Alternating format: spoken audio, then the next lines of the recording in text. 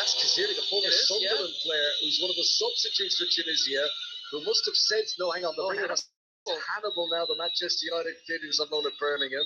Something's been said. Mitch Duke has reacted to it, and then it's all very sporting now as Duke comes across and gives a little handshake to Hannibal. But look, I'm going to read between the lines and take a guess here that Hannibal Memory has said something in the lines of, get up, you cheat, you weren't hurt, you weren't touched, and Duke said, hang on a minute, I'll be barreled into from behind, and because it happened right in front of the technical area, he heard that. And a little exchange. Hang on, we've just seen it. We've just seen the replay. The ball was thrown back onto the field by Mebry, and he hit Duke accidentally on the head. Handbags. So that's what the apology was for. That makes sense. Now Duke's going, hang on a minute. You insult to injury here. I've been clattered onto the ground, and now you've thrown the ball at my head. On the surf. To be fair to Hannibal, he got up, he came across, he shook hands, he said sorry. Yeah, it's good to see that. But yeah, no, Duke's been in the battle so far in the wars. I mean, he's fallen from quite a distance on several occasions and had knees in the back, and yeah. So again, just one of those things you need to take in consideration: is he being wound up? Is he trying to, is the gamesmanship starting to encroach? Yeah, I mean, we spoke about the let's light the fire and then let's put it out. There's no evidence from Australia they're putting it out. And I don't think it would be the right thing to do it this early either, but they want this second goal. And the way the match has been, the amount of attacking possession they've had, you wouldn't put it past Australia to double their lead before the break. Another Tunisian foul in defence. Dylan Brun this time with the foul on Riley McGree. And the Tunisian defenders are feeling the heat. They are. But you know what? I'm enjoying this. I'm enjoying the Brun got up to the ball, made it really, really difficult. They're trying to make sure that Australia is as uncomfortable as possible. But they've just taken this free kick, Australia. Now they're down the wing. This is Matthew Leckie, crossing position on the right-hand side. Talby did well to get close. Cuts out the cross at source. The ball goes out by the corner flag. And it will be a corner to Australia down the right-hand side. This is the first, I believe, corner of the game. Gabby Logan on BBC One from 10:30 this evening have given Australia the lead in a game they cannot afford to lose. The Aussies lose here, they are out of the World Cup with the game to go. Corner about to be taken. We mentioned Harry Sutar's brilliant record of scoring goals with headers from corners. He's bouncing around. He's like Tyson Fury in the ring there as he tries to make space inside the 6-yard box. Ball is played in. An attempted flick by Jackson Irvine. He hit the post against France. This time he's off target. If only that mustache wasn't on his top lip, that might have gone in. No, I'm joking. No, it was a fancy looking flick behind the back leg, but yeah, it just didn't quite come off. But again, Tunisians have to be on their toes, especially in that near post space. You can tell that was an area that they've targeted. It is one of the mustaches on the World Cup, Jackson Irvine. That'll take some grooming. It should be done like that, shouldn't it? Allison's got a pretty hefty mustache. He does, but you know what? Allison does not have the beard of the World Cup. The Australian reserve keeper, Andrew Redmayne, but he has got a proper patch. I mean, that is, small animal could live in there. He is absolutely, if you're going to do a beard, he's gone full on beard. What kind of animal do you think's in there? Several, probably. Yeah, but Noah's Ark could fit inside of that beard. Chipmunk. Yeah. Actually, speaking of Redmayne, there was an interesting thing in the playoffs. So Australia to beat Peru to get into this World Cup. It went to a penalty shootout. And obviously Matt Ryan's the regular goalkeeper. A bit like Louis van Gaal in 2014. He tried to play a bit of mind games, and he changed the keeper just before the shootout. I love that. So Redmayne, and he didn't save it, but Peru hit the post with one of the penalties. Put him off his beard. Exactly. I thought you were going to pull out, like you pull out like a little squirrel, and you're like, yeah, and it really throws him off. He could hide two goalkeepers in the beard to give them a better chance of saving it. It's just Christmas, isn't it? Yeah, but look, once the World Cup is over, he'll be dyeing it white and he'll be in a supermarket near you. Is it Farmer Christmas? Yes. Yeah, it's Farmer Christmas. Exactly, yeah. It is 1-0 to Australia. Half-time approaching. Tunisia one decent attack with Jabali since going behind, but I think they'll be disappointed with their showing in the opening half of this game so far. We're getting to see a replay of the goal again. I'm just stunned by the quality of that header. That is a world-class finish. But, I mean, earlier we just saw Mitch Duke is feeling himself, I have to say. Like, there's some great touches there. Just really great little 1v1s, 2v2s. Good combinations through the midfield. And it's just a pleasure to watch at the minute. And the thing I love is, like, they're just playing with so much fun and energy and freedom. There's smiles on their faces. And they're at a World Cup. They're enjoying the moment. I absolutely love it. Yeah, this is what it's all about. If you're an Australian fan and you've made the trip to Qatar and you're there with your inflatable kangaroo and all the rest of those hats with the cords dangling out of it, and you're 1-0 up, I mean, it doesn't get any better than this. Australia have possession, middle of the midfield with Aaron Moy, who's a familiar face and name from his time at Bolton and Huddersfield and Brighton. He's with Celtic these days after a spell in China. Very good player, very technically skillful player, Aaron Moy. And he's been keeping it simple in the middle of the midfield so far. Here he is again, right-footed ball forward, managing to pick out Matthew Leckie. He spins and turns into the Tunisian half, challenged by Montessor Dalby, and Tunisia regain possession. Now, can they get a bit of composure in these closing minutes ahead of the break? 7 minutes to go to half-time. Braun gives it a big boot forward off his right boot. Now, that's a difficult one for Jabali to receive. 3 burly Australian central defenders around him. Jabali never had a chance, and Tunisia have got to do better than that, Karen. They really do. They really do. It's a disappointing lump forward. Here they come, though, with Masegni to the edge of the penalty area, drills in a shot with the right boot, and it's been blocked by Jackson Irvine, or quite possibly his moustache. But either way, it's blocked and it's cleared away. Rasaki's stunned by the tack, but he's the danger man. He had the few shots against Denmark, and he does look like the player who might be able to spark something of a comeback for Tunisia here. I mean, look, we've seen them do it early. We've seen them do it against Denmark. They're just looking for those statistical balls going forward, particularly in those channels. And they're just trying to make sure that they're playing and keep possession in the opposition's final third. And, once they do get the support up there, I think they're looking to play off the first and second balls from Australia. But once they do get up there, the Tunisians, they've still got incredibly talented technicians, so I think they're going to be looking to take on some 1v1 battles in wide spaces, maybe a few drag backs to the on-rushing, attacking midfielder, or, what we saw through Jabali or even Msakni coming through the middle. So you have to respect the fact they are here and they are in this World Cup, and that they do have the players that can, score if you give them the opportunity to. That's the voice of Karen Barnsley watching this game with the Sun on 5-5 for BBC. Play for an injury here. Reminder to let you know what's coming up tomorrow. Again, 4 games. Starts at 10 a.m. Japan against Costa Rica. At lunchtime, Belgium will take on Morocco. At 4 o'clock in the afternoon, UK time, Croatia against Canada. Canada, who looked very good in their opening game, but again, struggled to find the net. And then what a game tomorrow night. 2 of the heavyweights come together at this World Cup. 7 o'clock kickoff, Spain against Germany. You can listen to the game in full. All the games live across 5 Live and BBC Sounds. And play back underway here. It's the goalkeeper for Tunisia, Armin Dochman. Nothing he could do about the goal, which is planted beyond him into the corner. Again, it's just a hoop forward in Australia, picking up those second balls all the time.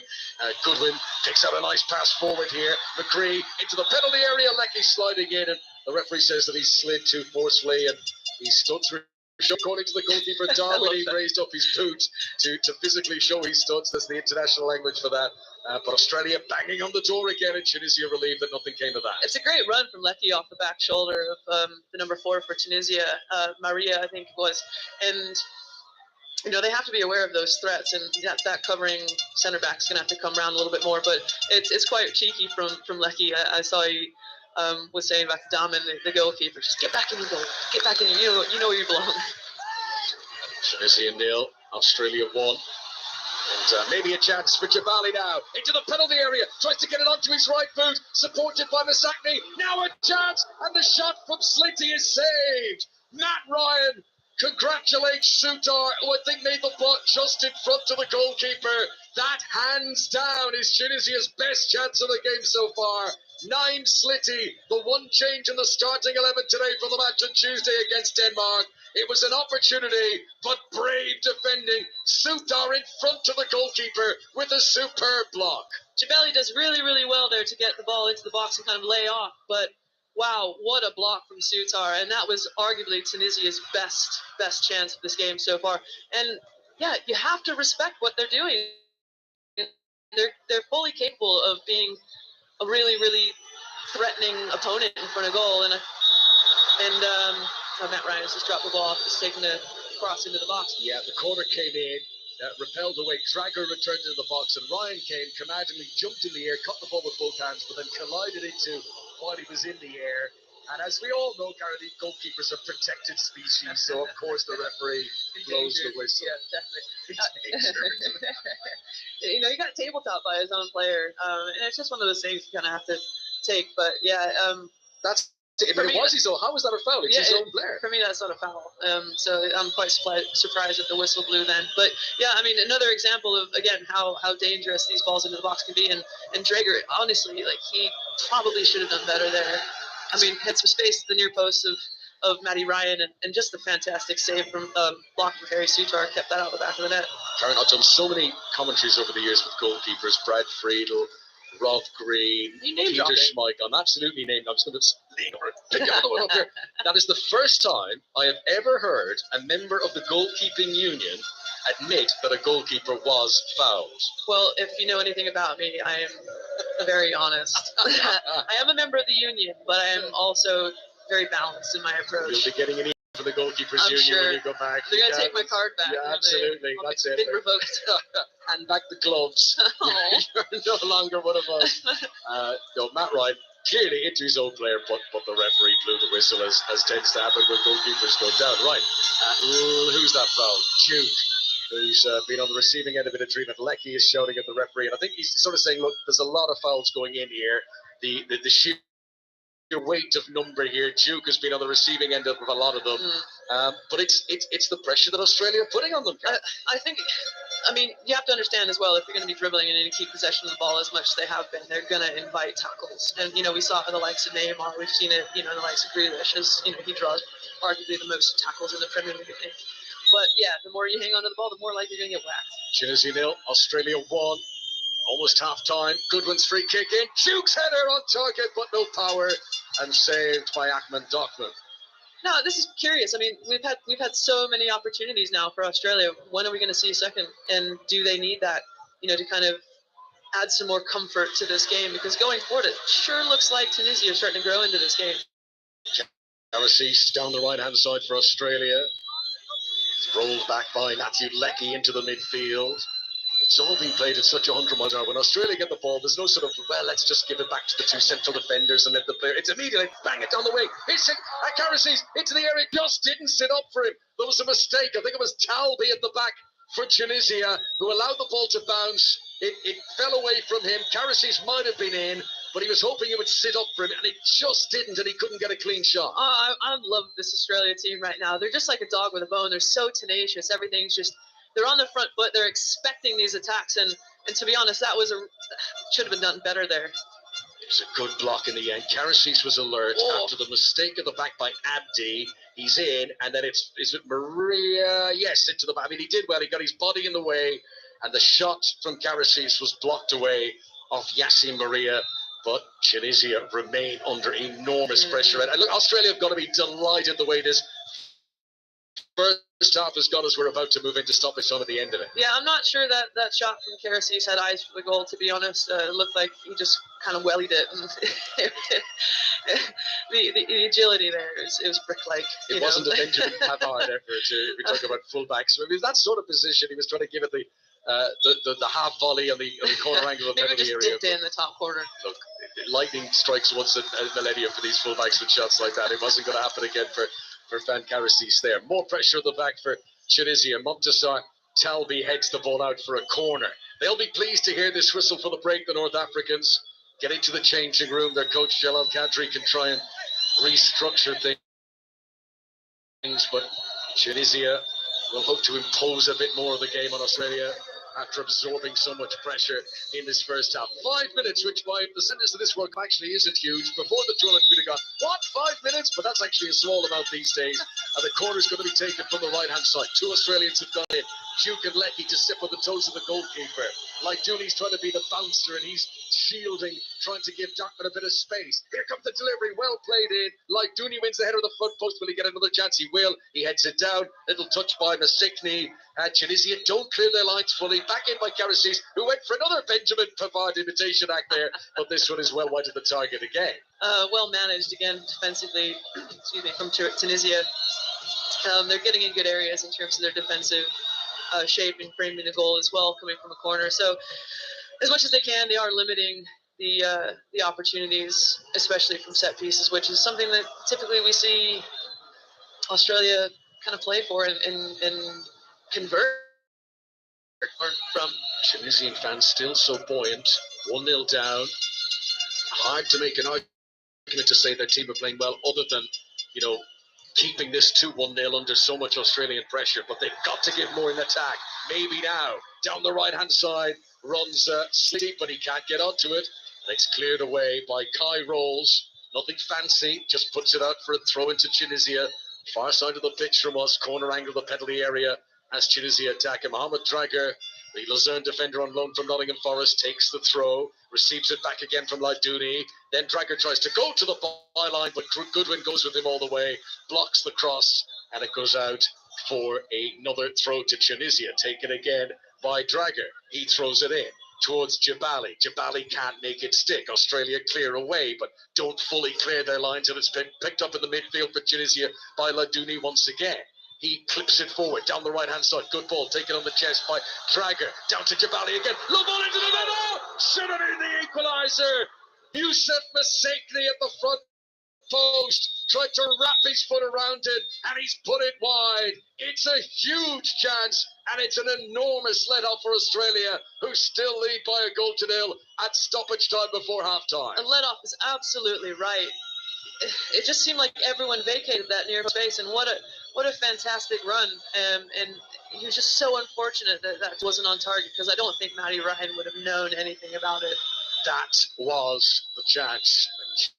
Tunisian fans have got to be worried now. Is this going to be one of those days? That doesn't feel like the sort of opportunity they can afford to allow past them. Decent build-up. Drager was involved a lot in that. He tried. He eventually was able to deliver the cross, and it was a great run to the front post by Massekni. But he just needed to hit the target, and he drilled it wide to the right post. Here's a cross from Karasis down the right-hand side for Australia, headed away by the busy Maria, and then eventually Talby puts a boot in it, but it's back to that same old routine as Tunisia give the ball away again. They clear it away, it's like they're hitting a wall, and it just bounces back at them. Again, Jabali tries to jump, but surrounded by Socceroo defenders. Right-footed clearance down the right-hand side from Sutar. Ball has been picked up by Matthew Leckie here. Support behind from Karasis. This is inside the Tunisian half. Right-hand side of the field as Australia come forward. Challenge comes in, and Karasis and Tunisia are able to win it back. Ladouni's ball forward. One for Jabali to chase after, but Kai Rolls is able to sweep across, and then he slightly loses his footing as he clears it away. So it goes out for a throw-in, and still we play on. We're into the 5th minute of stoppage time at the end of this first half. Australia is still 1 goal in front. Karen Barnes. Again, how many warning signs do Australia need that this is going to... I think, we're going to have to get up to the ball a little bit more in terms of the Australians pressing to deny these balls going forward. Good ball forward this time. Slichty tries to control it, and it bounces away from Dragar.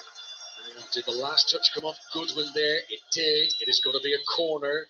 Corner to Tunisia. This might be the final action of the first half. Mohamed Drager, who signed for Nottingham Forest at the start of last season, he's yet to make an appearance for the club. He's way down the pecking order now in terms of right-sided defenders with Nico Williams and Serge Aurier. Corner comes in. Big Harry Suter, clean forehead, manages to clear it away. Picked up by Askiri in the midfield for Tunisia. Gives it to the left-hand side to Abdi. Poor ball infield though. Aaron Moy back disrupting. Wins it back for Australia. And anywhere will do as they cannon it away down the field. And the referee has he knew. I thought Ramoni was about to blow the whistle there for the break we play on. Though there is the half-time whistle in the Al Janoub Stadium.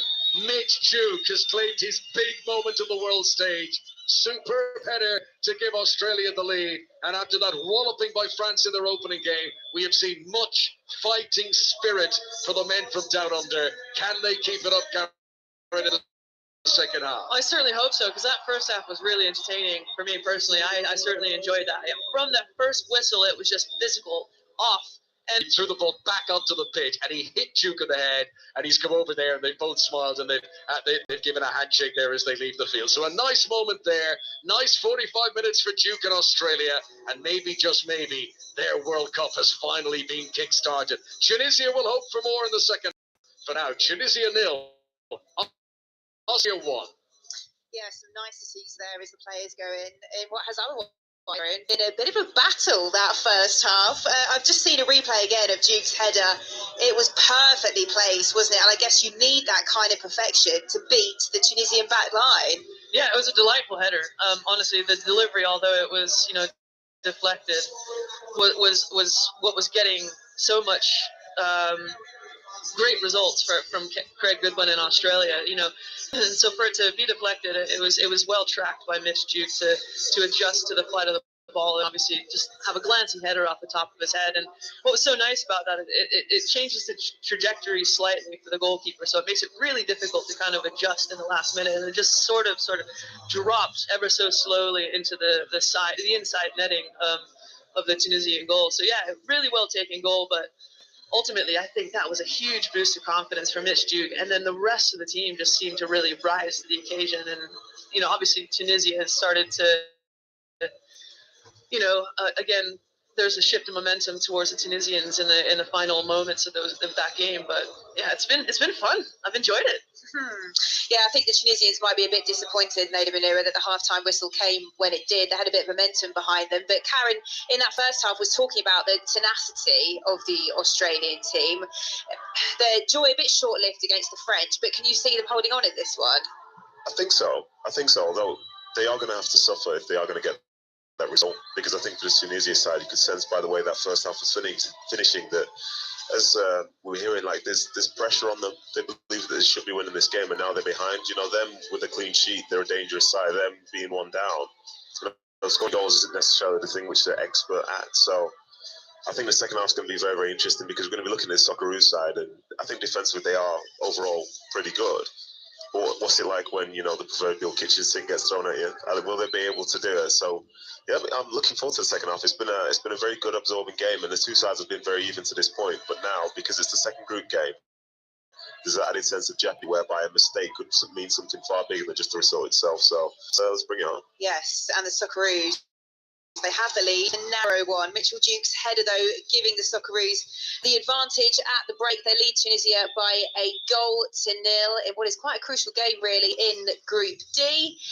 A reminder on the way, Poland against Saudi Arabia will be our second game of the day, kicking off at 1 o'clock. That game coming to you live from Education City. We'll be going to our team there, Pete Meulenstein and Pat Nevin, very shortly to look ahead to that fixture. But for now, we can take the news on 5 Live. That's with Sarah Green. Take the World Cup with you, Qatar 2022.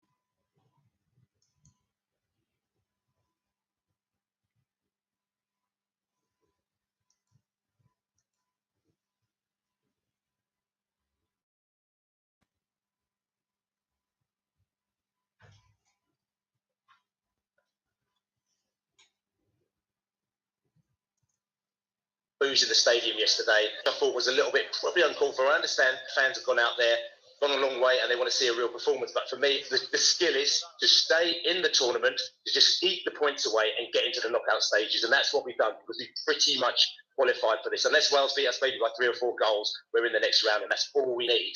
Figures show 3.9 million people watched Wales lose 2-0 to Iran yesterday lunchtime. Wales now need to beat England on Tuesday to progress. And 2,500 people have posed naked on Bondi Beach in Australia to raise awareness of skin cancer. The event was organised by the photographer Spencer Tunick, who's known for creating artworks of naked crowds.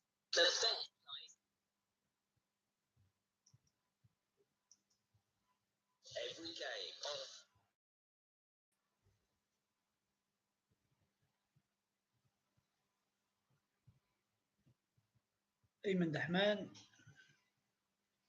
منتصر طالبي، ياسين مرياح، ديلان برون، علي عبدي، عيسى العيدوني، إلياس شيخيري، محمد درقار، يوسف مساكني، عصام جبيلي، نعيم سليتي. أستراليا ماتاو رايان،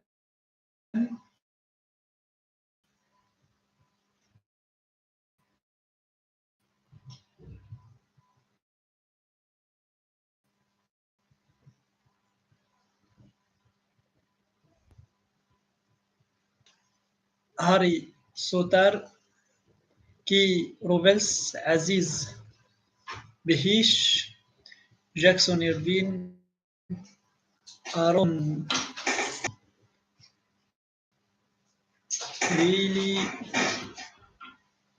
ليلي ماكجري، ماتاو ليكي، ميتشيل كريغ جودبين. Hours and planes, and the logistics are incredible. Now it's just get on the car, drive there. I'll get Neve to drive you there. Yeah. I was going to say, you've made that bit sound very easy. It's actually, no, I have to say, it's brilliant. The roads are fabulous. You know, as soon as you get away from the very central part, the roads are fantastic. So, purely logistically, it's actually very good. Well, let's get into this game then, Pin. The opening results set this group up perfectly today. The top two, there we have it, Saudi Arabia against Poland. Wouldn't have said that a few weeks ago, would we? I know. I think that's the biggest thing for Saudi Arabia coming into this game, is that they, of course, will have so much confidence ahead of this match. The fact that they beat Argentina, they will now think that they can any team going into this World Cup. And Poland, who it was a bit lackluster, really, their game against Mexico. Oh, I think. Thank you, but we might have you back. You were saying it was lost you. Yeah, sorry, this is what happens, isn't it, when we're 1,000 miles away from home? But yeah, so it was a little bit like us against Mexico. So I think Saudi Arabia will absolutely have the confidence going into this game. Of course, it's not far from their home, is it? So they will feel like this is a little bit of a home game for them. Plenty of fans. The support is huge. They had a public holiday, didn't they, after they beat Argentina? So they've already been in party mode. So they'll just want to continue that. And the best thing about coming into the World Cup with energy is you've got that energy now to try and go and win on and get into just their second ever appearance in a World Cup knockout stage, if they can do it. They are in party mode, Pat, but you do sense that actually there's been a bit of a shift here. It's game on for getting through to the knockout stages. Do you know, for many, many years that we look to Africa, to upset the apple cart. South America's always been very strong. Europe, as we know, has been very strong. But we've been waiting for Africa to come through. But it seems to be the Middle East at the moment. I mean, obviously we're having the competition here and so well. But Iran looked brilliant last night in the game I was at. I thought they were absolutely fantastic. And certainly Saudi Arabia, their start has been amazing as well. But it's what Payne's talking about, energy there. Can they continue the energy of those first games? If they can do that, honestly, the European teams are going to struggle. They're going to struggle to live with that because it's incredible. I'm watching the Saudi Arabian team playing against Argentina, and it wasn't just because they were underdogs. I loved how they were playing. I thought they played brilliant football, and they played it with a love and a passion. And the Iranians were brilliant as well yesterday, doing exactly the same thing. So, I do hope there's a great opportunity they can build different football from different parts of the world. But certainly, this seems to finally, when you've got a World Cup in the Middle East, the Middle Eastern teams have actually got a wee chance. And there's lots of negatives about being here. We know about that. But, remember the positives as well. And it's good that they're getting their little chance now. Speaking of the negatives, Pin, from a footballing perspective, and Poland, I know you watched and commentated on their opening draw against Mexico. Where do you think they'll be looking to try and make things right in this opportunity now against Saudi Arabia? Where were they really lacking? well, I think going forward, which sounds incredible to say because they've got a... يهم برنامج العمل التنفيذي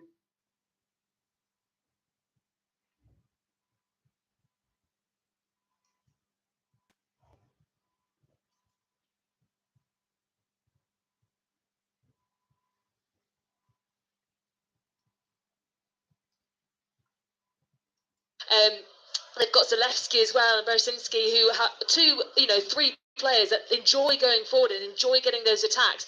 But they were playing it safe against Mexico. I don't know if either side really... I think they were thinking more this is a must-not-lose than a must-win game, whereas for Poland today, this has to be a must-win because they face a very bruised Argentina in their last game, and Argentina will be doing everything they can to try and pick up points in their last two games.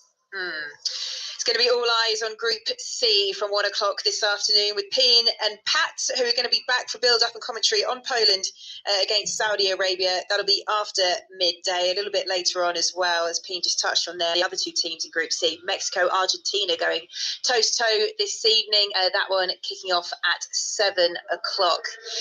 So the one a little bit earlier, Poland, Saudi Arabia, the second of 4 World Cup commentary. Cup in Rugby Union, it's the final round of men's autumn internationals.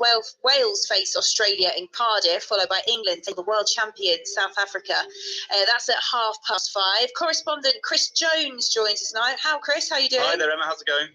Yeah, all good, thank you. We'll start with Wales then, beaten by Georgia last week. Less than a year until the World Cup, and head coach Wayne Pivac is under huge pressure, you say, going into this one. You really would, Emma. We called the title of our latest Rugby Weekly podcast a must-win for all sides. It feels like all 4 teams today desperately need a win to salvage not only their autumns but also their 2022 in general. But no one needs to win more than Wales and Wayne Pivac, humbled at home by Georgia last weekend. Remember, they were humbled by Italy in March. They've only won 3 games out of 11 this year. They have to get a reaction. A poor performance, another defeat, would perhaps leave Wayne Pivac's job untenable, even though that World Cup is edging closer. So it's a massive game for Pivac and for Wales this afternoon against Australia. You'll be at Twickenham today for England against South Africa at 5:30. It's the first meeting between the 2019 World Cup final. It is the South Africa director of rugby, Rassie Erasmus, though, who's dominated the build-up to this one. Yeah, that's been the case for much of the last year. Remember, he copped a year-long ban for his referee. GR1, lo sport calcio, altro poker di partite, i mondiali del Qatar. Dopo il primo tempo l'Australia conduce 1-0 sulla Tunisia. Alle 14 toccherà Polonia-Arabia Saudita, mentre alle 17 sarà la volta della Francia opposta alla Danimarca. In serata area di spareggio tra Argentina e Messico, ma in queste ore prevale l'attesa per il tennis con l'imminente semifinale di Coppa Davis. Fra un'ora Malaga, Italia contro Canada. Le parole del capitano non giocatore Filippo Volandri. Proviamo a giocare la partita con il Canada. Come si battono i canadesi? Con una mentalità giusta che è la stessa che abbiamo portato in campo con gli Stati Uniti. I canadesi hanno caratteristiche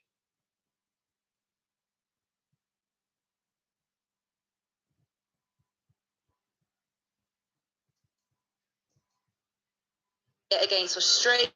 The Australian did. Thanks very much, Emma. Tunisia, no great surprise, are going to make a change. And for Jenny Saizi, Duhal, midfielder, he plays his club football here in Qatar. He's going to come on.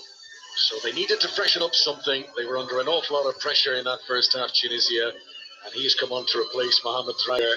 They've taken off one of the wing-backs now to bring on a midfielder. They'll wait till the game gets restarted to see if there is any change in formation from Tunisia, who haven't had a shot on target in the game so far. One brilliant block by Harry Suter, but Karen Bardsley, Matt Ryan, the Australian goalkeeper, hasn't had a single save to make. No, he hasn't. It's going to be interesting to see how this goes forward, because obviously now the pressure's going to be on Tunisia to continue to pressure the Australian goal. He's going to have to managing moments, make sure that he's staying connected with his back four, and make sure he's switched on, because at any moment in time he could be called upon, and we've seen those warning signs in the first half. Tunisia haven't had a lot of opportunities in the game. They did have a lot of shots against Denmark. There's a chance here for Jabali to come forward, just about cleared away by Kyle Rolls at the back. And he needs a little bit of support here, and Jackson Irvine is back, and that's the cost of a corner. Good start to the second half for Tunisia, and they need this. I was mentioning there that they had a lot of attempts against Denmark, but all off targets. And so far in this World Cup, Tunisia played a game and a half. They've attempted 17 shots in all, and only one of them has been on target. They need to be more clinical. Can they make this corner kick count? Tunisia all in white, Australia navy blue. Corner's an in-swinger, and it's a brave header away by Harry Sutar, who got down and cleared it away, and he's been caught as he did so. He's holding his left leg. He threw his body in the way of danger there, but he got ready for his country.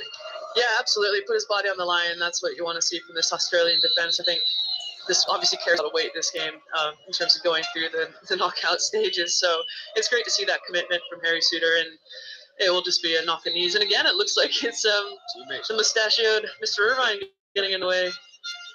It's weird. And it's in the first half of the goalkeeper collided with his own player, and there Harry Sutar running into a teammate, Jackson Irvine. Tunisia fans still buoyant, still noisy, still hoping there's a way back into this for their team at just 1-0 down. So a reminder of the teams then. I'm at Dachman in goal for Tunisia. Defenders Dylan Braun, Yassine Maria, and Montes Otalbi being very busy in that first half. And it does look a little bit more, well, I was going to say a bit more of a flat back, but it's not really. They still have those three central defenders. Sassi's taking the role on the right, Abdi as the left wing back. In the middle of the midfield, Elias Skiri and Laidouni is here. A chance to break into the penalty area, but nothing doing at the end of it by Abdi. And Sutar is on hand again to clear the ball away. The front three for Tunisia, Naim Sliti, Issam Jebeli, and Yusuf Nassekni, who had that big chance towards the end of the first half that he put wide. Here is Sliti. He's another who had an opportunity in the first half. Leaning backwards as he delivers across into the centre. It's Jackson Irvine who clears it away with his upper thigh. No great distance on that. Aaron Moy nods it down, but Australia still haven't cleared it away. And there's a clear evidence here that Tunisia are in the faces of their opponents a lot more now, and they're not allowing Australia comfortably clear away as they did in the first half. Absolutely not. They look like they've really had a bit of a, I was going to say a naughty word then. Don't do that. Yeah. Too early in the morning. It's 10:11. It would seem as though they've had a strong talking to at halftime, and they've certainly made some more attacking changes in the likes of Sazi going on. But it looks as though, Skibby's dropped into the midfield, into the back three as well, and it certainly seems as though El Douni is getting forward a bit more. Here's a chance to attack down the left for Abdi. Good defending by Karasis to get back goal side and to make the challenge, and Abdi felt he was fouled, but the referee has given the away. So Australia, who, it's not been that they've been tested multiple times in defence, but on the few occasions that Tunisia have threatened, Australia have stood very tall and firm. Yeah, they're certainly resolute. I think they know that they're in for a relatively long half, it would seem. Tunisia's started out exceptionally well on the front foot, and the likelihood of being caught out in the second half in the first moments, it's a high likelihood that your mind's still in the changing room. Ali Abdi wins a header, but Sazi wasn't able to control. Chance for Australia to come in the attack, and Jackson Irvine's ball to the left-hand side is returned immediately by Goodwin. That was an excellent technique. He hit it full of a volley across first time and trying to pick out the goal scorer, Mitch Duke. And on this occasion, too many defenders around him, and Tunisia cleared the ball away. It was an excellent idea to use his first touch as that pass into the box, and I think it caught a lot of people unawares because I think they were expecting Craig Goodwin to take the ball down, but yeah, well adjusted, and it was a shame that the attackers just kind of weren't on the same page. Just seeing on our monitors, Wami Kazri, the former Sunderland player who plays in France with Montpellier these days. He's on the bench. Didn't start the first game either. A player who was expected to be one of the first names in the team sheet for Tunisia. He's the only player to score multiple World Cup goals for Tunisia in the past, but he's just a spectator for now, as a foul here on Jebali gives a free kick to Tunisia inside the Australia half. You've definitely seen a lot more attacking mindset from Tunisia in the second half already. You've seen some much more effective probing passes into the midfield, a bit longer into Jebeli, who's kind of dropping in as almost like a 10. So they're looking you get the wingers forward, and I think Msakni and Sliti and Sassi going on with the likes of Abt getting forward a bit more are going to be really threatening. Free kick to Tunisia, midway inside the Australian half. Promising position this. Plenty options for Naeem Sliti, who's surprised to see Australia bring everyone back into defence. Here's the delivery from Sliti. Matt Ryan decided early he was coming. He punches it away. He clatters into Maria, the Tunisian, but that was strong, competent goalkeeping from Matt Ryan, who once he'd made the decision he was coming for that, he had to get there, Karen. He had to get there, and I didn't think he was going to for a moment. The flight of the ball just kind of hung a little bit. I just wasn't sure if he was going to get there in time to make contact, but fortunately it was effective for the Australians. Give us the goalkeeping opinion on this. I often say this in commentary. I often say the goalkeepers decided early to come. Do you sometimes make decisions where you think, I'm coming for this, and then go, oh dear, I shouldn't have? Yeah, I mean, I'm not going to lie. That's definitely happened to me before, but yeah, you got to be fully committed, I think. Because if you're not, even just a moment of hesitation can create even more chaos. And I think, just going to double click on that, and we will in a moment, as Sliti breaks into the penalty area down the right hand side. It's blocked by Jackson Irvine. Maybe a chance for Chibali. Tunisia are really upping the ante here in the second half as the ball is cleared away. There's cheers and whistles from the Tunisian crowd, and I think they feel there might have been a penalty shout in there.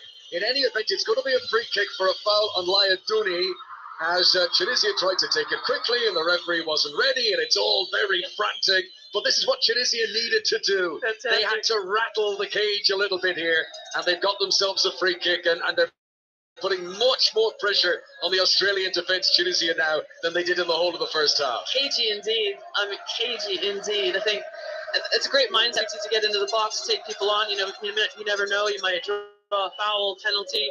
But then it seems as though that the Tunisians are really switched on to the second phase as well. I think Jabali was all over that ball that was kind of deflected a little bit. So opportunities are flying into the Tunisians' favour at the minute. And I'm not so sure about that foul, though. Well, came in on Laidouni. There was one agree, the middle's... Here it is. It is played in as a cross, and big Harry Suter gets up again and clears the ball away. It falls to Laidouni.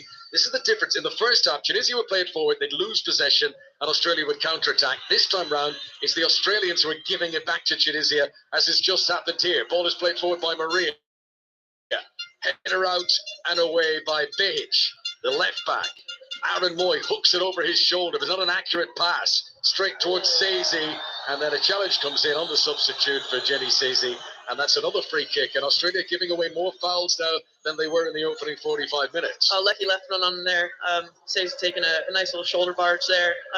Welcome to the game, my friend.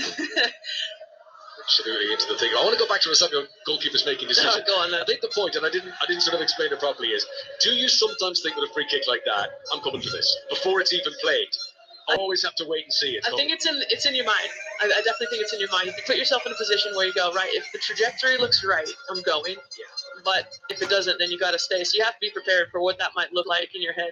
And you have to know your range. And it's all defined by the starting position. It's defined by the height of the line. As you so elegantly alluded to earlier, the corridor of uncertainty seems to be getting bigger. But no, he was more than competent in that moment, Matty Ryan. It's the voice of Karen Bardsley, well known from England and Manchester City, watching this game with us here.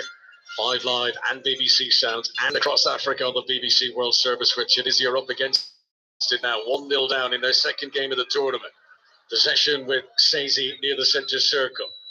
A lot more pressure on the Australian defence, and the end which Tunisia were defending away to the right-hand side is the end that's seeing all the territory at the moment. Aaron Moore's going to try and dig his way out here. He's done well to smuggle it through 3 opponents in the midfield and get it to Matthew Leckie on the right-hand side. Leckie runs in through. They're really rolling up their sleeves now, the Aussies. Here's a chance. Jackson Irvine attacking the penalty area.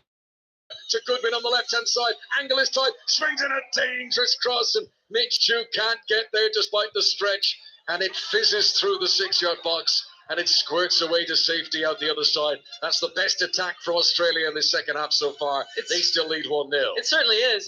Done really, really well to travel with the ball there, Irvine, and then see the space out to Craig Goodwin there, and a lovely whipped-in cross. And unfortunately, Riley McGee just couldn't get on the end of it. But I thought that maybe the Tunisian goalkeeper Damen got a fingertip to that one, but nonetheless, here we are.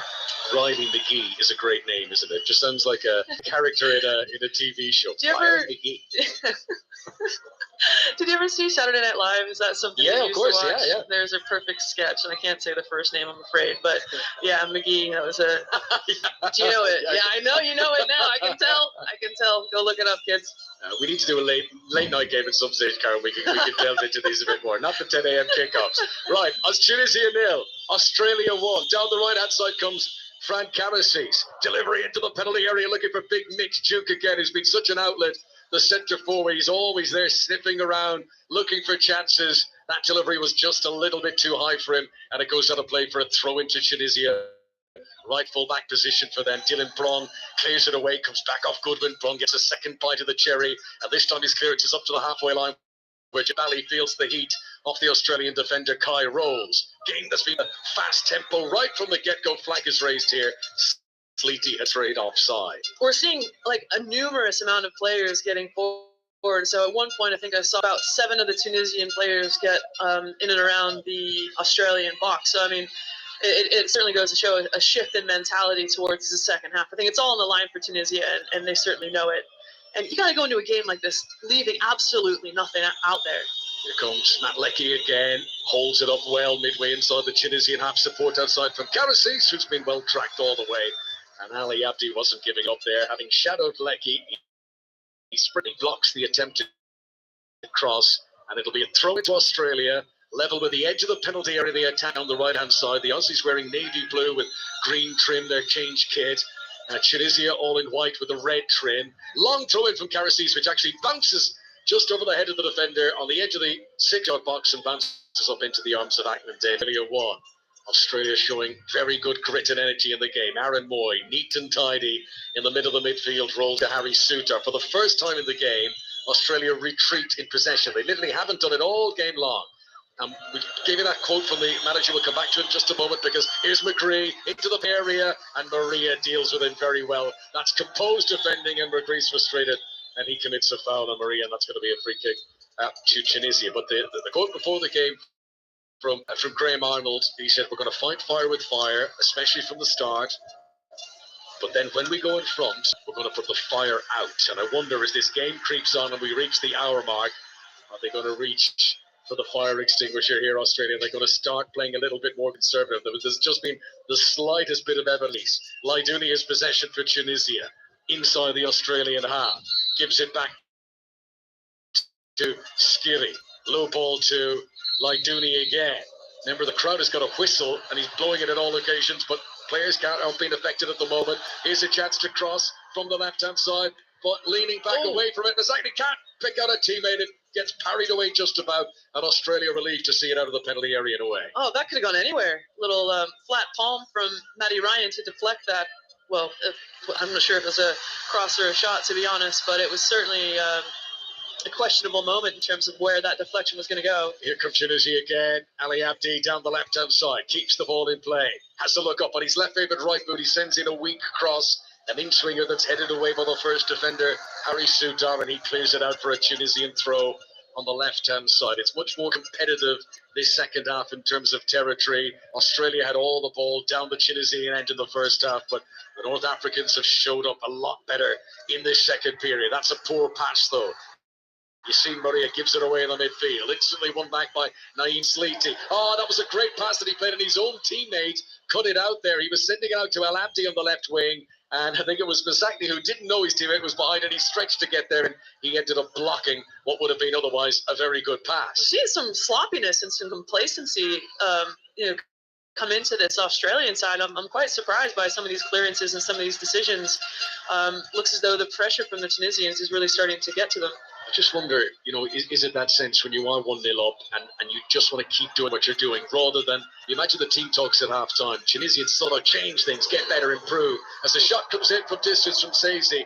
But from your experience, can it be difficult in a team when you are in front and there's still such a long way to go, and you're sort of feeling, we don't need to change things here? Is that a difficult mentality? There's this mentality, this thing that kind of starts to change about the way you perceive things, and I think it's when you're ahead, you've got something to lose, and then when you're obviously like trying to get something off the opposition. So who knows if that's something that's crept in. But I'm just curious as to where this performance was in the first half from the Tunisians. Yeah, they've taken a while to show up, but they have shown up now. Plenty of activity down around the Australian bench. It looks like there is a double change coming there, and maybe Graham Arnold, anticipating a bit what we've been referring to about Australia, just got into a little bit of a stagnant phase in the game that they've been so up-tempo and so dominant in for the majority of it. Tunisia 0, Australia 1.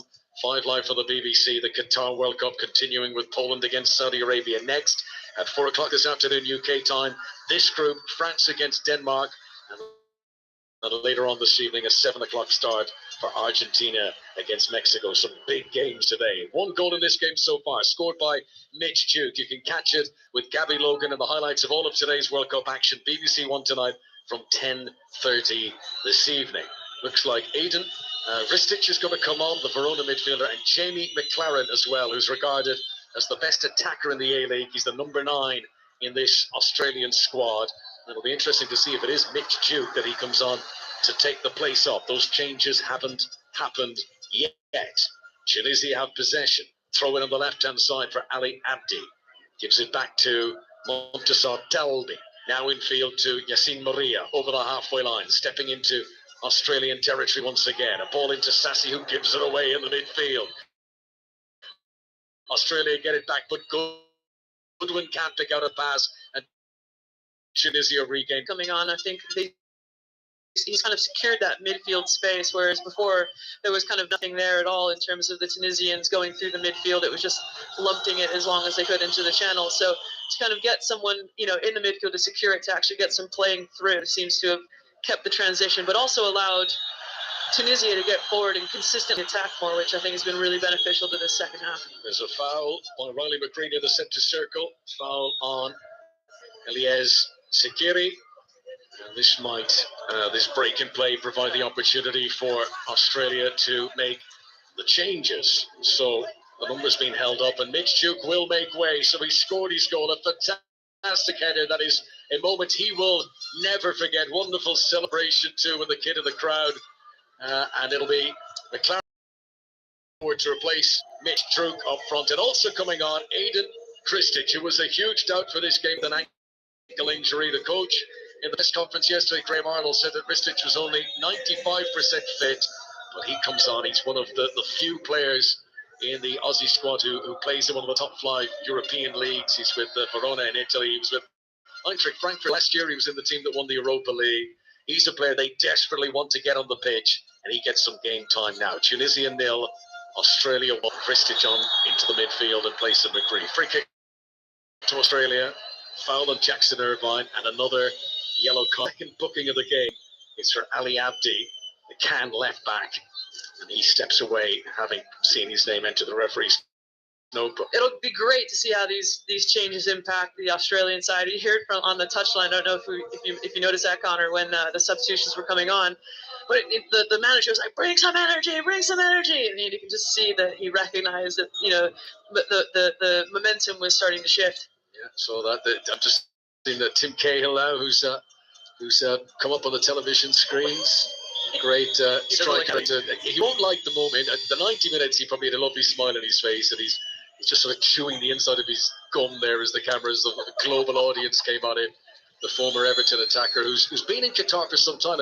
And they did the Qatar game yesterday. They've had this Aspire Academy where all the young kids have been sort of farmed almost ahead of this World Cup. But Tim Cahill's been working with them for several years as part of their coaching staff for that. Oh, I didn't realize that. No, it's a great academy, actually. We had the chance to go over there with England for one of our warm weather training camps. I'd imagine the facilities were pretty. It was fantastic. Plush. Yeah, it was fantastic. We even got to go do some off-roading. Phil Neville organized some desert duning. Which of your teammates is the best desert duner? Hang on, more of that in just a moment. As Tunisia attacked on the left-hand side, chance of a shot was actually, but he can't get it through on target. Australia making sure they had enough defenders back behind the ball and able to clear it away. Masakni had a big chance in the first half, but couldn't get his shot on target. And on that particular occasion, he couldn't get the shot through because of the defenders. One goes Jamali in the penalty area. He looks accusingly at the referee, but not doing with Daniel Siebert, who waves play on. That was a fantastic ball in. it's just a shame that obviously no one was there to be on the end of it. I think there was a bit of a tangle of bodies on the Tunisians' way to the Australian goal. But yeah, again, really threatening. Tunisia's possession in this second half has been over 70%, which is a stark contrast to the way the opening 45 minutes panned out. If you're just joining our coverage on 5 Live on BBC Sounds or indeed across Africa on BBC's World Service, the goal from Duke has Australian front, but it's a different Tunisia in the second half, and they're banging on the door now. Skimali tries to get to the byline down the left-hand side. He wanted to get a corner, but Harry Suter got his large frame in front of the ball, and he shepherded, and he shielded it, and he anchored himself, and he got it out for just a goal kick. Tunisia going to make a change. Familiar face of Wabi Kazri. He used to play in England with Sunderland. Will come on. He's got 24 international goals in the past. His omission from the starting lineup on Tuesday and today would suggest he's not fully fit, but desperate times lead to desperate measures. And like Dooney, who's in the referee's notebook, is the player who is hooked to allow Wabi Kazri, 31 years of age now, very creative player, to come on into the midfield. I think that's a clever substitution, especially since Ladoni was obviously carrying a yellow card, and with the aggression of this game and the physicality, it seemed like it was only a matter of time. Yeah, so perhaps he was going to pick up another one. So yeah, I think well managed for the manager there. And I'm looking forward to seeing Kazri play. I think he's obviously been touted as a very aggressive pressing player. You know, it's very good at his 1v1s, but he also does the work off the ball in terms of second phases and picking up those first and second balls. So he'll be enthusiastic to score and bring some energy across the pitch, which is what Tunisia needs to kind of keep this momentum in their favour. Kazri into the game, just seen some wonderful sportsmanship there from Graham Arnold, the Australian coach. He's on the side of the pitch as the ball came to him, and he swings his leg as if he's trying to kick it back on, and then, oh dear, a fresh air shot, I missed it, and that means that it's going to waste a few seconds. And I think that's the first sign of what is going to be fire extinguisher time as Australia look to put out the Tunisian fire now. And I think the 1-0 lead they're beginning to feel might be what they've got to hold on to. That's unfortunate for Tunisia. Jabali in the penalty area wasn't able to flick it onto Sleety, who wouldn't have counted anyway. The flag was raised for offside. Yeah, I love that you picked up on that. It's slowly starting to creep in, this game management now, isn't it? Oh boy, that's every team does it, right? If you've got a lead in these circumstances, you run. It drives the opposition mad. Oh, it does. What team doesn't do it? No, of course it does. And you know, as soon as you start seeing maybe Matty Ryan take a little bit longer to get up off the ground and those types of things, like it's just going to wind everyone up. But hey, it's what it takes in these types of games, isn't it? You know, you want to get through, and you got to do whatever it takes to get yourself to the next. Through the game, and then obviously hopefully to the next round for Australia. Yeah, I'm going to be very cynical now and say I'm going to look into my crystal ball, and there is going to be an Australian injury in the next few minutes. Our hopes and prayers are with the poor individual who's going to need the treatment. I'll leave it to the sponge, it'll be all right. Yeah, here is Risic down the right hand side, puts the ball one side of the defender, tries to run around the other. He goes down, but nothing doing with the referee though. And Tunisia regained possession, but they're still back in their own final third. They'll be disappointed how they played in the first half of this game. The North Africans much better in the second period. Have they left it too late? Australia at this stage are very grateful for that Duke goal in the first half, because without it, they're not threatening anywhere near as much themselves. It looks at the moment more likely Tunisia might grab an equaliser than Australia would double the lead, but you never know. And with all the pressure forward from Tunisia, it might leave gaps at the back for an Australian counter-attack. Here comes the substitute Kazri, tried to dribble and take the ball with him, but wasn't able to. Sazi will pick it up near the halfway line here. Tunisia playing from left to right as wheel it down. The clock ticks on, and there's 20 minutes plus the stoppages to go, which means there's probably about an hour to play, given the amount of stoppages that are being added on at this tournament so far. I mean, you don't know. The bottom line is, Garrett, there's a long way to go. I think unpredictability is a theme of this tournament so far. So, yeah, you're absolutely right. There's plenty of time to adapt and make some changes. But speaking of changes, I think we're starting to see a lot of gaps appear in both the Australian and the Tunisian team. So it's going to just keep opening up. And it's exciting. Yeah, Bayech at left back under pressure for Australia, clears it away. Now, this is what Tunisia were doing in the first half, just walloping it clear, just giving the ball back to their opponents. And Australia have not been able to retain possession anywhere near as effectively as they did earlier in the match. Bayech gets it again, feels the heat from Wabi Kazri right into the back of him. Good strength from Bayech, who's got 55 caps. He's an experienced player, and he did well there. Now, Jamie McLaren, first time he's been involved. What a ball across the face of goal, and Matthew Leckie sliding in like Gaza in Euro 96, was a whisker away from doubling Australia's lead, and that could have put the game to bed right there. Brilliant cross from Jamie McLaren, and Matthew Leckie, straining every sinew, just couldn't get there. Oh my goodness. You can see just off the right-hand side as the ball was played out to the left that a cross was come in, and you can see Leckie absolutely busting a gut to get there and get in the box, and I thought, oh, he's seen it, he's in. But, oh, it just looks ever so close, and he's just, oh, what a great opportunity for Australia. Here is Sleety, good ball into the penalty area, shot by Masek. And it comes back off the gloves of Matt Ryan. It's still in play. Masakni's cross into the middle. Kasri wasn't tall enough to jump and win the header, and it's cleared away with relief by Behic. Tunisia have begun to throw the kitchen sink at it now. Honestly, and the rest. This is just end-to-end stuff. It's fantastic. Maria, crossfield ball over to the left wing, controlled on the inset by Masakni, whose presence in the game is becoming more dominant. He bursts in field, looking for the gap to shoot, gets the shot in, but it's straight down the barrel, and it's saved by Matt Ryan, who falls onto his belly, and he holds the ball closely to his chest. I told you we'd start seeing some of this. This is a great opportunity from Masakni here. But yeah, he puts Matty Ryan under pressure, makes him make a save. But Tunisia did well to kind of maintain the attack as well. And there was the chance when the cross came in from Jamie McLaren, and sliding in was Leckie. Oh, it's agonising. Oh, Abdi was nowhere near him. He streaked along the turf in the aftermath. Fraction of a second stop. Those are the tiny margins. Matthew Leckie within a hair's breadth of a World Cup goal, and the Australian fans thought that was the moment that they got their first win of this tournament. Having been heavily beaten by France, they are 1-0 up here. The second goal would make it much more comfortable viewing for the Australians. Right, change is coming up for Tunisia. And the striker, Issam Jabali, who's had a good game, his work is now done. Coming on, Waja Kecharida, who plays in Greece. And also coming on is Taha Yassin Kinsey. Kinsey, who plays his club football in Kuwait. He's a forward. He's got 9 international goals in the past. Tunisia desperately need a goal here. Defending to do at the moment is Aaron Moy. Tries a ball that bounced just in front of him, and he hit it on the upswing, and it sails over the crossbar. 1-0 it remains.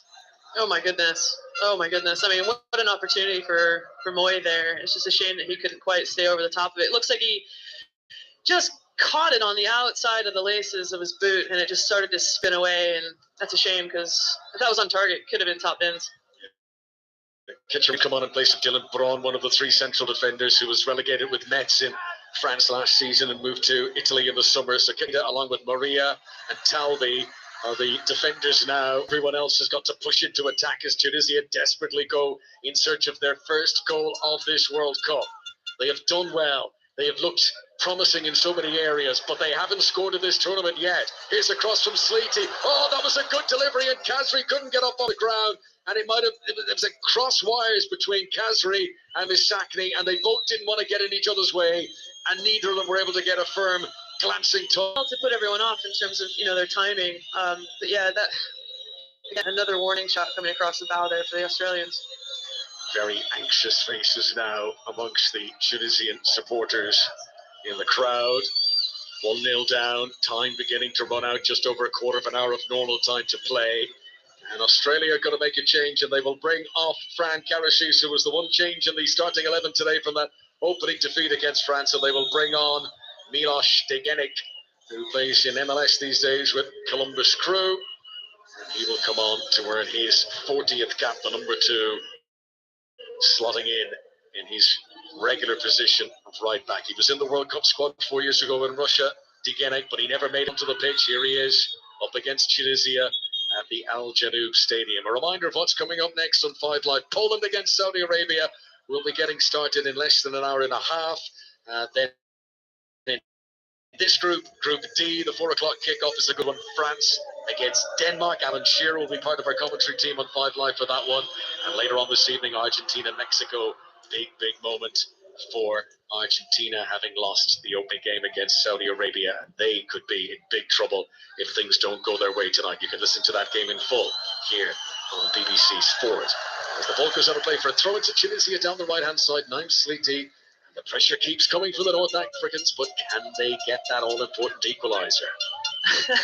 Well, I mean, from a non-biased standpoint, that would be a fantastic addition to this game. But yeah, the Tunisians are threatening, and if I'm being completely honest here, Connor, it feels like it's only a matter of time. But so far, the Australians have withstood the pressure from the Tunisians. Time is the key. Will there be enough time for Tunisia? Certainly, they are mounting attack after attack. They are getting closer. They're disappointed that the few chances they've had have been straight at Matt Ryan in recent times. That huge chance from Misaki in the first half that he put wide, that was the one they really should have scored. Here is Aaron Moy. Neat, tidy passing again. He's been very efficient in the middle of the midfield. Sliding in is Matthew Leckie on Maria, who's made more tackles in the game than anyone else does very well. And Leckie is slow to get back to his feet, stretching out in a few signs of cramp. I did break this news earlier, and we hope he's okay, but surprise, surprise, on cue, an Australian injury, and it won't be the last. I mean, I know I'm being cynical, but this was clearly going to happen. It was his right leg first, and now it's his left leg. I'm going to ask you for the lottery numbers, I think, because you're pretty good at these predictions. It looks like fatigue's definitely creeping in, and the intensity of this game in particular has just been intense. So, I mean, the coaches here are discussing, what it could potentially be and whether or not a substitution needs making. But yeah, I mean, he's again stretching every single sinew and inch of his body to get to that challenge. It's been a wonderfully committed. It sure has. I mean, both teams have been full-blooded, but I've admired how the Australians. It's been a controlled aggression, if you like. They have given it everything, but remained disciplined. Yeah, absolutely. I did think an element of what's the word I'm looking for? I guess recklessness was going to creep in, but yeah, to your point, it's been really well managed in terms of putting tackles in when they need to whether it's slow the game down, manage it, or just kind of, make an impact in that particular moment. But right, referee is hurrying things up. Daniel Siebert has told Matthew Leckie, if you want to continue receiving treatment, you can do it on the touchline. You're not delaying any more of this match. So temporarily, Australia down to 10 men, and Leckie will want to get back on quickly now. Tunisia 0, Australia 1. Australia, who would have been facing elimination from the tournament had they lost this game, and they've come out and they've done the job so far, but it ain't over yet. It's a day when the Aussies have had nothing to lose, and if anything, the opening draw for Tunisia against Denmark gave them that little bit of insulation that maybe they haven't quite had the hunger of their opponents to date. But now the tables turn, and it becomes desperate measures for Tunisia, and this is where they now might begin to feel like they have little to lose. The difference between losing 2-0, 1-0 might make a huge difference in the shape of things here. They might well risk it, conceding another one here to not go and give everything to get an equaliser of their own. A jump by Sazy in the midfield inside the centre circle. Australia get it here with McLaren on the left-hand side. This is Ristic. She's got Aaron Moy available. There are 3 in the penalty area here. Moy tries to run down the clock a little bit with a calming ball to wrist. That's a lovely turn from Moy as he gets it back again. And then his crossfield ball is just a little bit behind Leckie, who's back on the pitch. And Leckie doesn't control it. And that's a mistake. And it returns possession to Tunisia. And the clock ticks on. And we're into the last 10 minutes of normal time now. Yeah, it's going to come down to managing these final moments here and those types of decisions. I thought, we were going to see Australia kind of try to maintain possession a little bit more. Matt Ryan's come way outside his penalty area here. Oh, the bounce seemed to wobble a bit in front of him, and he held his nerve. He took a deep breath and he cleared it away with his left foot, but he's got a few shades paler than Matt Ryan as he was thinking, phew, got away with that one. Yeah, it's a funny angle, especially on your quote-unquote weaker foot as well when you've got a non-rushing attacker. So he's done well there to manage that. But yeah, that could have been a hairy moment. I can imagine. What is it like when you're playing in a big game like this? You're a goalkeeper, you find yourself outside the penalty area. I'd say the heart beats a little faster. It's funny what a chalked line can do, isn't it? Yeah, exactly, yeah. The significance of being one side of the line or the other. Matt Ryan, look, he's done well. I don't think he hasn't had any world-class saves to make today. He's dealt with what's come his way. He's handled a few crosses quite well. He could be on the verge of his first ever clean sheet in a World Cup. Yeah, absolutely. I think he has managed the game really, really well. And I do think it is pretty difficult, as a keeper, managing those types of games where you're not really that heavily involved. You're not really making a lot of saves because, when that situation's going on, you've got adrenaline coursing through your veins and you're just constantly involved. But, being calm and managing those moments and kind of staying focused on the tempo of the game and how it's feeling is a really key element to, performance like what he's done tonight. Or this morning, I should say. Tunisia take on France in the final group game next Wednesday. they'll be hoping that if the French can win today against Denmark, they might be through at that stage. They might put out a weakened team. I mean, these are all the sort of things we'll be considering once we get into those final group games. And remember, there'll be head-to-heads next week. So Tunisia, France, and Australia, Denmark will be on the same out for the corner. Yeah, he has been excellent. He has been very, very good. It's just, you're starting to see a bit of like desperation to creep into some of these Australian defenses, though, in these clearances. Robbie Kazri to take the corner, an in-swinger. There was a bit of whip on that. There's appeals from some of the Tunisians. There was a handball play on, says the referee. Here is Massekni sliding by the byline. It wasn't a good pass by Kazri. It wasn't a comfortable one to receive. And rather than allow it go out for a goal kick, he slides and puts it out for a throw-in. Kaziri here is continuing the debate about whether there might have been a handball there, and the referee points to his watch and he said, look, I think what he's saying there is, look, if it's a handball, the VAR will let me know. No, it's a shame. There's a bit too much weight on that pass from Kaziri, but Massekni did well to kind of keep the ball in and at least do their best to kind of keep the ball in Australia's defensive third. So fingers crossed that you can maintain that pressure, not let them break their lines. It's been a very competitive game, this one. Australia hoping that they've done enough here. As down goes Ristic near the halfway line and wins a free kick. The foul by Ali Abdi as he runs back. He's got to be careful, Ali Abdi. He is the remaining player on the pitch who is on a yellow card. There's a few who would miss the final group game should they get booked, including Aaron Moy, Jackson Irvine too. The shooter clears away. We have definitely reached the anywhere will do stage for Australia now. Just get rid of it. Boot it into the crowd. Yeah, I mean, again, it's managing these moments, isn't it? So it's just giving yourself the opportunity to slow the game down, break up some of the momentum. But, I'm sure we'll see Abdi's long throw provide an opportunity for Tunisia, perhaps. Tunisia, an equaliser, could keep them unbeaten in the tournament through 2 games. Ali Abdi's long throw, big distance on that one. Headed away by Jackson Irvine. The return shot is on target, but saved. It was the defender, Montesor Dalby, and that would have been spectacular. Matt Ryan makes the save.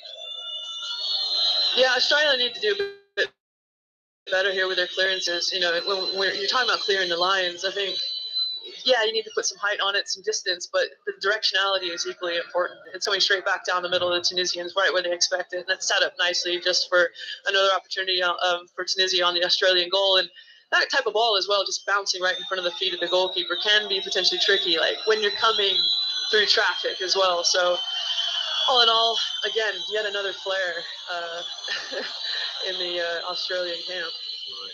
Tunisia 0, Australia 1 in this group D, where, as things stand, Australia will be going level on points with France at the top of the group, ahead of the French kickoff against Denmark later on today. But having started the day bottom of the group, it might be about to look much better for Australia in just a few minutes' time. They are 1-0 up here, and Tunisia, dramatically running out of time at this stage, need to get their skates on. 6 minutes of normal time to go. There were 5 minutes added on for stoppages at the end of the first half. A few changes coming now for Australia. They'd only made 2 substitutes at the moment.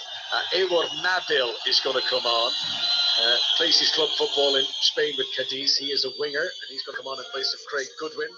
So that's a straight swap. Goodwin, who got the early goal against France last time out. And Matthew Leckie will be the other to make way. He has run his socks almost literally off. They're down around his ankles. He's had a very good game. He'll be pleased with his day. And Keanu Bakus will come on in place of him.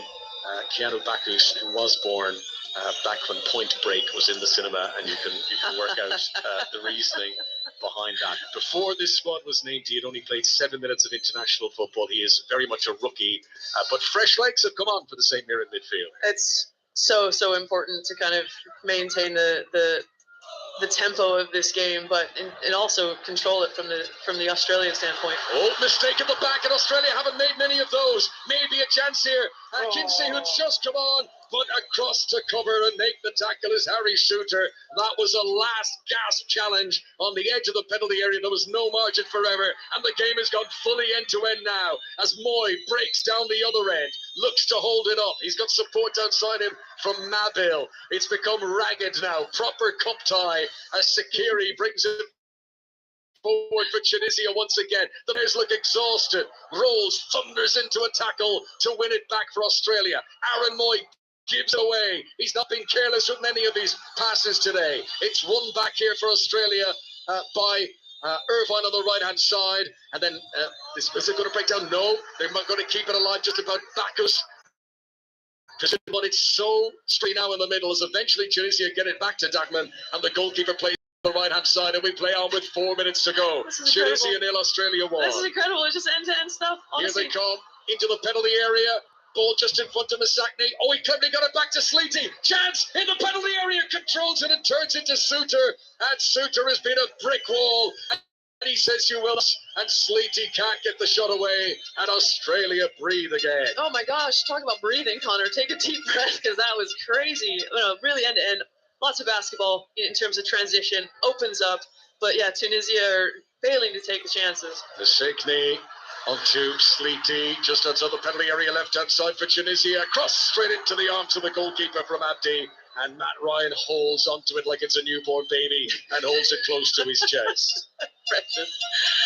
It's interesting what you were saying about subs earlier on. I mean, in terms of getting new legs on the pitch, I mean, understanding the match tempo is a key element to an impactful substitution. But, that key moment for Tunisia came off a really strange, unbalanced attempt on the ball from Ralph. The middle of all that, we didn't get a chance to come back and reflect on it. The mistake by Kai Rolls, which allowed Kinsey to attack forward, and Suter eventually came sliding across. We've seen the replay, but the ball bounced. He just loses his awareness. It bounces up and hits him on the nose, and he falls over, and that could have been so critical. Here's a chance. Kasri tries to get the shot in, and it's saved. Saved by Matt Ryan. Low cross from the right-hand side. Kasri, from a standing position, tried to stab it forward. How many more chances are Tunisia going to get? They remain 1-0 behind with 2 minutes of normal time to play. I can't actually believe this is still 1-0. I mean, the amount of chances that Tunisia have had. And wow, Kasri, I just thought a player of his nature and stature would have done a bit better with that. It seemed like he was leaning back. It didn't make the most effective contact on the ball. But again, going back to what we discussed earlier about Matty Ryan and the Australian goalie, had an absolutely snoozing first half, not involved at all. And now he's just under the caution. It really has to be switched on and tidy. Kristic is out-muscled by Talby on the left-hand side of the Tunisian defence. Tunisia 0. Australia 1, almost done and dusted. The final minute of the 90, as down the right-hand side on the attack comes Kitcherida. He gives it in field to Naim Sleety. Tries to step over, but might lose it here to Jackson Irvine. Both players collide. Tunisia just about holding on to it here. Sizey, you've got to admire their commitment. The heads haven't dropped. They believe there's an equaliser to be had here. Kitcherida into the middle of the midfield. Sleety gives it the outside of the boot to the left-hand side. Masakni, who's been the most creative player. Back to Sleety once again, just outside the tee. They're trying to ticky-tack their way in, but Aaron Moy is there, and he wins it back on the edge of the penalty area, and he plays a calming pass to the left from Mabil, but there's no calm in this game, and Mabil loses it. Look at the celebration there from Moy as he tries to drum up the teammates around him, and Australia know they are nearly there for a famous World Cup victory. Oh my goodness, like the exasperation on some of these Tunisian supporters' faces, like they just can't believe that it's just not falling to their feet in terms of, like, they haven't put a ball in the back of the net yet. And I think, to your point around Mui celebrating that clearance, and wow, they're on the cusp of something really, really exciting, and I hope that they certainly manage to pull it off. A stadium full of anguish now. I mean, even the Australians, they're not celebrating the fact they're 1-0 up. They're biting fingernails. They're grimacing their faces. They're gnarling their teeth. They are nearly there, but they until they hear that full-time whistle and surprise. Again, it goes up to fair to him. He's big, strong lad. He's not going to say that. He bounces back up straight away again. 6 minutes to be added on for stoppages by this World Cup standards. It's not a huge amount. 6 minutes, though, for Tunisia to try and salvage something here. Oh, this is tense. This is so tense. I mean, you could just feel both sides just pulling, like one to get, to equalize, and then one to just kind of get through to the next phase. And, these next few minutes, 6 minutes, can you imagine, what's going through the Australians' minds at the minute? It's like, okay, let's slow the tempo down. Let's make sure we make the most of, like, playing in there in the Tunisian final third. Like, let's keep possession up there. But the Tunisians, on the other hand, are just lumping it forward. Yeah, tell you, if Tunisia do snatch a late goal, you'll hear the vibrations around the planet. Matt Ryan clears away for Australia, up towards the halfway line, controlled expertly on the chest by Al Abdi gives it in field to Fergeni Sezi. Back out to the left-hand side to Mashek. I still think he's the one. He's the one who might just be able to pick the lock for Tunisia, if anyone can. He's a very creative player. He plays with a head up. He's always looking for the options as Talbi gives it to the left-hand side. Back into the midfield again to Sezi, who's seen an awful lot of it since coming on as a sub. The centre-back Maria comes on deck now for Tunisia. Australia sitting deep, trying to keep their shape. Slitty on the right wing, on his left boot, sends in it down by Talbi, but he can't pick out a teammate. Here is Sezi. Scoops it over the top. That's a clever ball. El Abdi in the penalty area. Australia got to be careful. They're stretching its pinball. Kaziri picks it up, tries to get a shot in. Moy makes the block. 10 metres out from the goal. It falls for Aaron Moy again. The second ricochet, and he'll come away. He looks so tired. He's like he's running in deep water there, Aaron Moy, as he tries to get the ball away. But Australia are nearly there. That looked like a handball by Sezi. It's going to be a free kick. He holds his shirt. He says it hit his chest. The referee's having none of it. It's a yellow card for deliberate handball there for Sezi. It's a free kick to Australia, and you can bet your bottom Australian dollar that they will take their time over this one. Australia, I love that. Very specific. No, I mean, there's so much to unpick there. It's really hard to kind of look at everything in one go. But yeah, the defending from Australia was very good. You know, everyone stood up. Everyone was very, very patient, very aware that they to commit to a tackle and essentially, you know, for a penalty, and they did really, really well to kind of maintain that play out.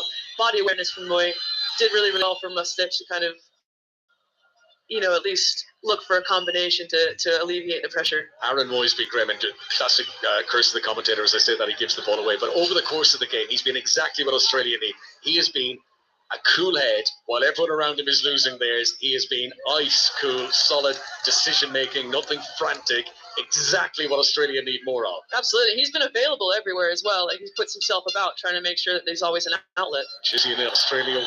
We have played half of the 6 minutes being added on for stoppages. Has the boat sailed for Tunisia? Are they going to get another chance? Here's Sleety, picks up a loose ball midway inside the Australian half, gives it to Shaqiri down the right-hand side with a protective face mask, hangs it across, Ryan comes, excellent goalkeeping, rises high, takes it, falls to the ground and holds on tightly. Again, exactly what Australia need at this moment. A fantastic take and a really huge moment for Matt Ryan in Australia in the Australian goal. I mean, but let's be honest, like, that cross was just asking to be plucked. And he did so well to hold on to it, coming through a lot of traffic, and he's just lumped it forward.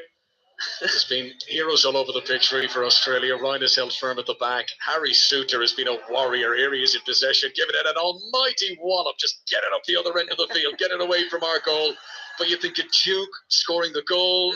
We've set some stats here. I mean, during his time on the pitch, Mitchell Duke had most shots to target, most aerial duels won, most fouls won. He really put himself about. So between Ryan, Suter, Moore, I mean, they could have 4 or 5 men of the match. They've been brilliant, haven't they? Absolutely. No, they've been. You know, I think it's testament to the game plan and how it's been disseminated across the team. I think they seem to know exactly what their roles are and how to manage these moments. So a well-drilled, disciplined team, very committed. Into the 5th of the 6 minutes. They're not there yet, though. 1-0, the slenderest of leads. There's a chance for Maria to get into the box, but that's a tired cross. He couldn't get the height on it, and Jackson Irvine heads it away. Another check of the referee's watch. It feels like this Wilson's going to blow at any minute, but yeah, it seems as though like Tunisia maybe has recognized that this is going deep. Last chance, Shalou.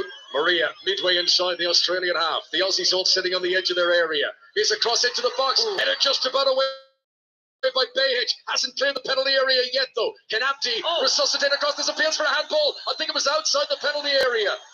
Well, I don't know if the VAR will get involved being outside the penalty area, but there was certainly a case that there might have been a handball off an Australian defender there. The Aussies play on. Bacchus clears it away. Another one of those hoof-it-forward ones, which Mabel will sprint after, and he's got there. He's got the pace. He's got McLaren inside too. This can finish it. Mabel for Australia. What's he doing? He cut back at himself, and he's given the ball away. That could have signed and sealed it for Australia there, but young Mabel, he just didn't know what to do. Honestly, the moment got better of it. This is where youth just needs some experience. You either take that to the corner or you just hang on to it for a little bit, try to draw a foul maybe, but Mate, that was the wrong choice. He's He's fuming. Look at he's got fuming. nuts. Well, look what happened next. The Tunisian player just knocked it forward. There was a bit of a foot race. Thank goodness he, kind of stumbled over. But yeah, you'd be fuming if you were manager. Are you kidding? He's going to get an absolute slating after this game for that moment. There it is, the final whistle, and it's all over. Australia have beaten Tunisia by 1-0 at the Janoub Stadium. It's the Aussies' first win of this tournament, and it boosts their chances and their hopes of progressing to the knockout stages. It's a day that they needed to stand up and be counted, and boy, have they done that. Graham Arnold's team have fought for this victory. The well-taken goal by Mitchell Duke will be one to remember, and after 6 defeats and a draw in their last 7 World Cup matches, it is finally a win for Australia, a first win in a World Cup since 2010. Karen, look at these scenes, smiles on the faces of the Aussies. Honestly, they're buzzing, and it's great to see all these smiles. I mean, they should all be so proud of themselves. Like, from the moment the whistle blew in that first half, the first kick of the game was just energy and commitment from the entire team, and to maintain that and to manage those moments, from the support staff, from the manager to everyone on the pitch and all the players that never got on. Like, it was just a fantastic team commitment all around, and it's a real shame though for the Tunisians. I mean, what a second half performance, and I think if you look back into the first half, could they have made those changes a little bit sooner? Could they have gotten those messages onto the pitch a bit sooner? But all the credit,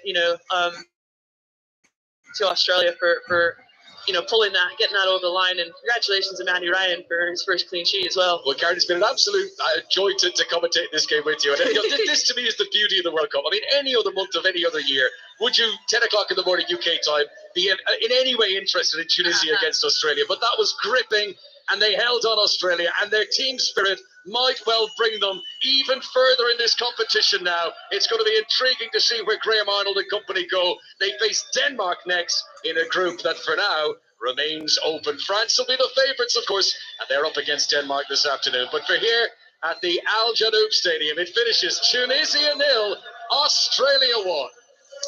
Yeah, the golden green shirts inside the Janoub Stadium. You can see breathing a huge sigh of relief. You can see the nerves there in the last few minutes, Karen.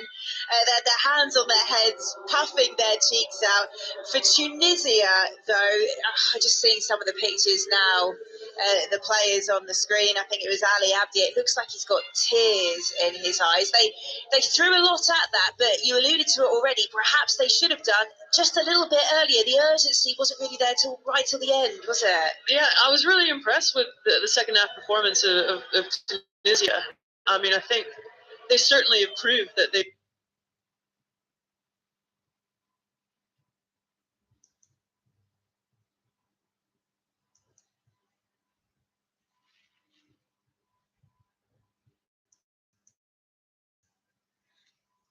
غايدة.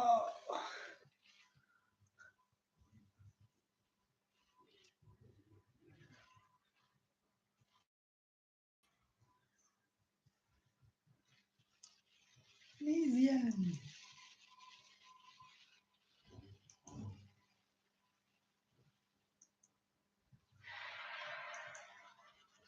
They've got, the enthusiasm and the tactical nous anyway to kind of make an impact and take a team like Australia to the final dying moments of a game like that. But yeah, I do question, why these things haven't happened sooner in the game. I mean, especially at a World Cup, you just think you've got to leave it all out there, and with that kind of regret mulling around in the back of your mind, that's something that might not fade away for a long period of time. But alas, it's they've got one more game to see what they can get from it. So that's something to look forward to, I suppose. Yes, let's bring in Naden Manua, who's still with us here in our studio apartment. Naden, we were saying, watching that second half, neither side really grabbed it by the scruff of the neck, did they? Because we can say the same about Australia, who ultimately made that deeply uncomfortable for themselves, especially in those last few moments. Yeah, I think they did, but ultimately, when you do have a lead within a game, there is this thing in the back of your mind to be more conservative. You won't necessarily commit the same amount of bodies forward. Possession all of a sudden doesn't become the biggest factor. I think when you find sides who are miles better than, say, the opposition they play, then maybe they can continue the principles they start the game with. But it's different. Like, the reason they celebrate the game in the way they did is because they know they had to fight hard for it. You know, they really suffered for times in that second half, and I think at half time, this is so interesting. The stats were basically split 50-50. Possession was 50-50. The amount of shots was 4 each. I think it was 2 shots on target for Australia, but I think Tunisia had 2 shots that were blocked. And then come the second half, Australia's got far less possession, and they only managed 1 shot. But what they did do, they held on to the lead that they had. They defended very, very well. They were exceptionally organised. I thought Sutar was incredible, like they were saying on the comms. And yeah, they definitely worked hard for those points. But now going into that last game, they're going to be very happy with their position, and they can watch the game between France and Denmark and not be completely panicking, because at the end of the day, it's down to them to get the result in that last match, and they know that they'll be through.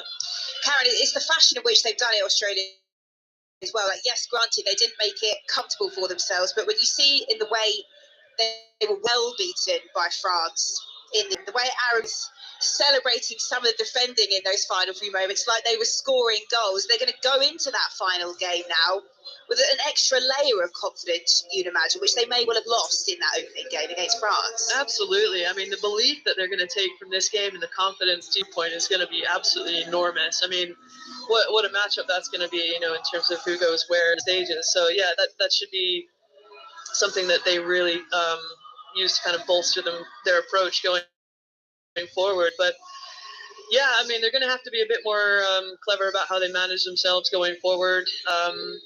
Into the next game. I mean, in terms of their energy levels, like, this game will have taken a lot out of the Australians and the Tunisians, because it was just physical. Like, they were flying in challenges all over the place, but the gaps just became massive between the ranks, not only within each team respectively, but across the pitch. So they would have covered some massive distances. It'd be really, really interesting to see kind of what the average was and who took what when. So, but yeah, going forward, they should be really, really proud of, you know, taking a relatively early lead and then managing those moments throughout the first, but more or less the second half. Like, that is some resolute defending. Yeah, for sure. And, you know, I'm going to throw in my defender's bias here. Defending's really hard. It's really tiring, you know. Not like you. Let's all praise the defenders. Best people ever. I think as well for this match, it just felt to me as if it was going to be one of those games where the first goal was going to be decisive. You don't expect Tunisia nor Australia to score a ton of goals, but you do expect them to be committed in terms of how they defend. So the moment Australia got that, they were obviously still very much playing well in the first half, but then as the clock is ticking, you sort of change your mentality just a little bit. And I think if Tunisia would have scored first, I would have expected the same sort of result from negative. But thanks for Australia, they got the goal, and it was a great header by Duke. And yeah, the feeling is probably a lot higher than it was a couple of days ago when they were playing against France. In Tunisia's response, though, I hear what you're saying, though, Nader, but Karen, it looked as if they were getting in the right places. It was just the final ball. You're absolutely right.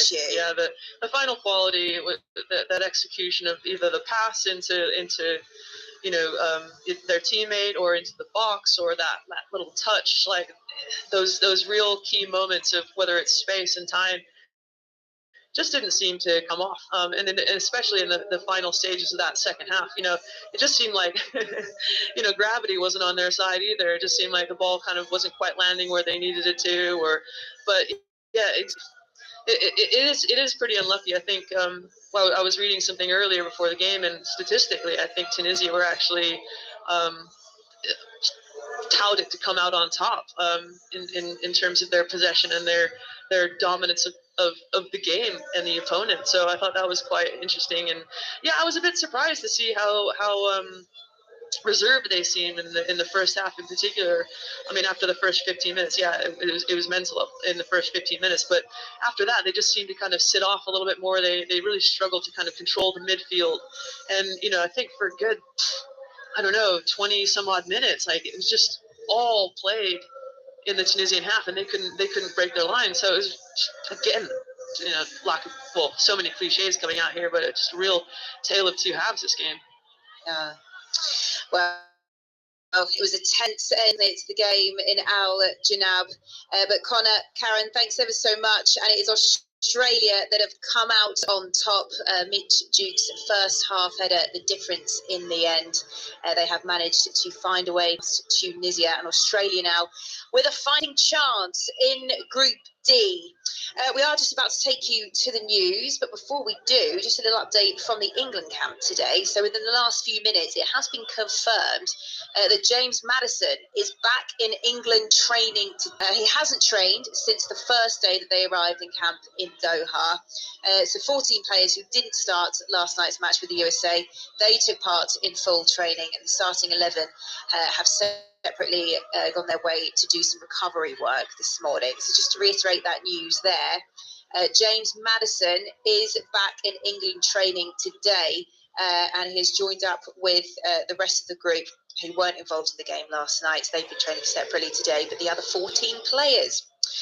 Right, on the way there, we are going to be bringing you build up to our second game of the day. We'll be going into Group C. That's Poland against Saudi Arabia. We're coming to you live from Education City here in Qatar.